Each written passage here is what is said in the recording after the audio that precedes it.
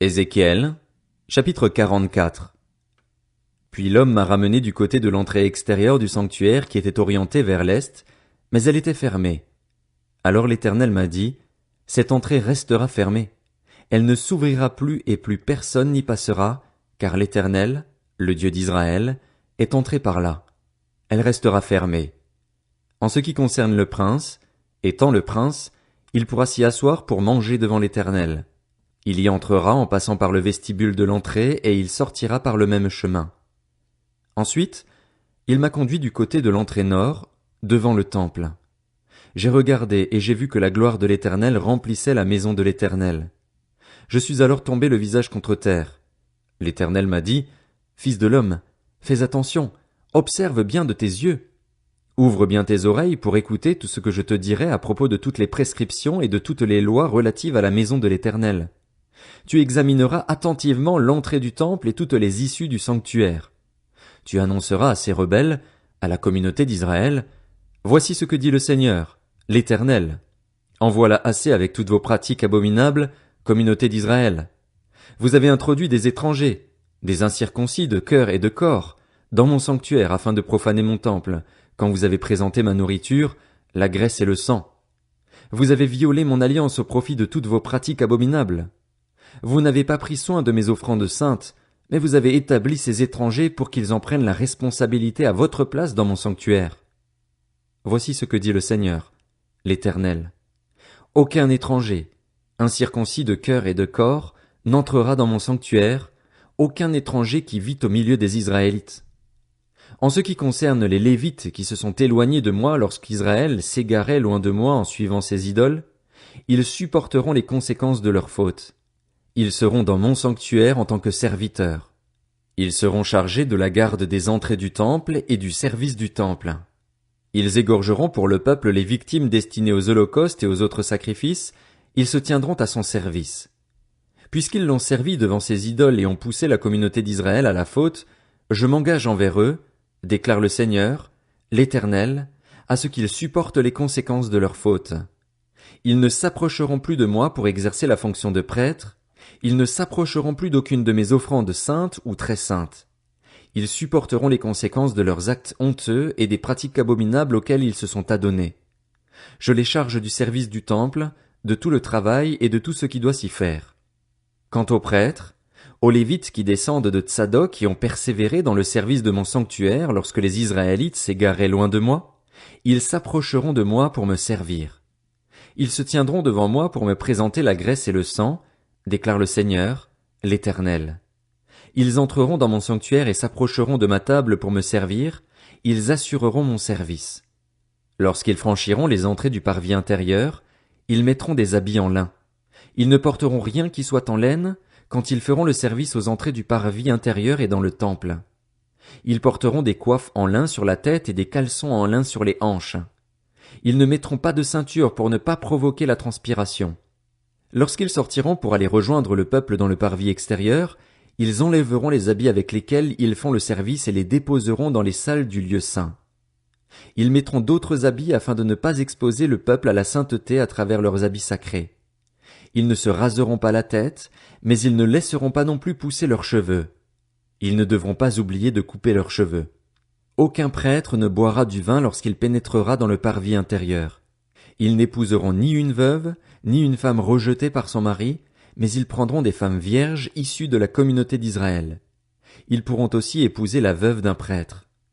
Ils enseigneront à mon peuple à distinguer ce qui est saint de ce qui est profane, ils lui feront connaître la différence entre ce qui est impur et ce qui est pur.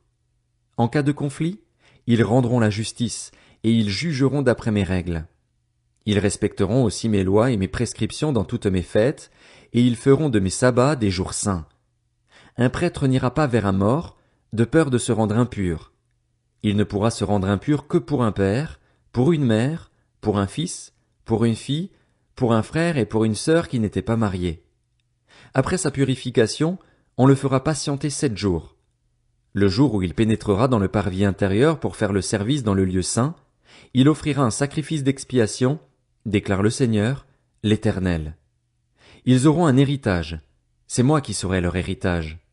Vous ne leur donnerez pas de propriété en Israël, C'est moi qui serai leur propriété. Ils se nourriront des offrandes, des sacrifices d'expiation et des sacrifices de culpabilité. Tout ce qui sera voué à Dieu en Israël sera pour eux. Les premiers de tous les fruits et la totalité de vos prélèvements appartiendront aux prêtres. Vous donnerez vos premières fournées aux prêtres, afin de faire reposer une bénédiction sur votre maison. Les prêtres ne mangeront d'aucun oiseau et d'aucun animal trouvé mort ou déchiqueté. Ézéchiel, chapitre 45. Lorsque vous diviserez le pays en parts d'héritage, vous en prélèverez une à titre de sainte contribution pour l'Éternel. Elle sera longue de 12 kilomètres et demi et large de 5. Elle sera sainte dans toute sa superficie. De cette part d'héritage, vous prendrez pour le lieu saint un carré de 250 mètres sur 250 mètres et 25 mètres pour un espace libre tout autour. Sur ce qui a été mesuré, tu mesureras un territoire de 12 kilomètres et demi de long et 5 de large. C'est là que se trouvera le sanctuaire, le lieu très saint. C'est la partie sainte du pays. Elle appartiendra aux prêtres qui font le service du sanctuaire, qui s'approchent de l'Éternel pour le servir. C'est là que seront leurs maisons, et cet endroit sera comme un sanctuaire pour le sanctuaire. Un territoire de 12 kilomètres et demi de long et 5 de large formera la propriété des Lévites, des serviteurs du temple, avec 20 logements. Comme propriété de la ville, vous définirez un territoire de 2 kilomètres et demi de large et 12 kilomètres et demi de long, à côté de la contribution sainte. Il sera pour toute la communauté d'Israël. Pour le prince, vous réserverez un espace des deux côtés de la contribution sainte et de la propriété de la ville, le long de la contribution sainte et le long de la propriété de la ville, du côté ouest vers l'ouest et du côté est vers l'est, sur une longueur correspondante à l'une des parts, depuis la frontière ouest jusqu'à la frontière est. Ce sera sa terre, sa propriété en Israël. Ainsi mes princes n'opprimeront plus mon peuple, mais ils laisseront le pays à la communauté d'Israël, d'après ses tribus. Voici ce que dit le Seigneur, l'Éternel. En voilà assez, princes d'Israël. Renoncez à la violence et à l'oppression, appliquez le droit et la justice, mettez fin à vos exactions envers mon peuple, déclare le Seigneur, l'Éternel. Ayez des balances justes, des mesures de solides justes et des mesures de liquides justes. La mesure pour les solides et la mesure pour les liquides auront la même capacité. Le bath contiendra 22 litres et l'épha 22 litres. Leur capacité sera réglée d'après le homer. La pièce étalon sera de 10 grammes. La mine vaudra chez vous 20 pièces étalons, plus 25 pièces étalons, plus 15 pièces étalons. Voici la contribution que vous prélèverez. 4 litres pour 220 litres de blé et 4 litres pour 220 litres d'orge. Voici ce qui est prescrit pour l'huile. Pour une mesure d'huile, 1/10 de bath pour un quart, qui correspond à 220 litres, puisque 10 baths font un homer. Sur un troupeau de 200 brebis provenant d'une région fertile d'Israël, une brebis sera réservée pour l'offrande, l'holocauste et le sacrifice de communion afin de servir à leur expiation, déclare le Seigneur, l'Éternel. Toute la population du pays devra prélever cette contribution pour le prince d'Israël. Le prince sera chargé des holocaustes, des offrandes végétales et des offrandes liquides lors des célébrations, des débuts de mois, des sabbats, lors de toutes les fêtes de la communauté d'Israël. C'est lui qui présentera le sacrifice d'expiation, l'offrande, l'holocauste et le sacrifice de communion pour faire l'expiation en faveur de la communauté d'Israël. Voici ce que dit le Seigneur, l'Éternel. Le premier jour du premier mois, tu prendras un jeune taureau sans défaut et tu purifieras le sanctuaire du péché. Le prêtre prendra du sang de la victime du sacrifice d'expiation et il en mettra sur les montants des portes du temple, sur les 4 angles du socle de l'autel et sur les montants des portes du parvis intérieur. Tu feras de même le 7e jour du mois pour toute personne qui a commis une faute sans le vouloir ou sans le savoir. Vous ferez ainsi l'expiation pour le temple. Le 14e jour du premier mois, vous aurez la Pâque.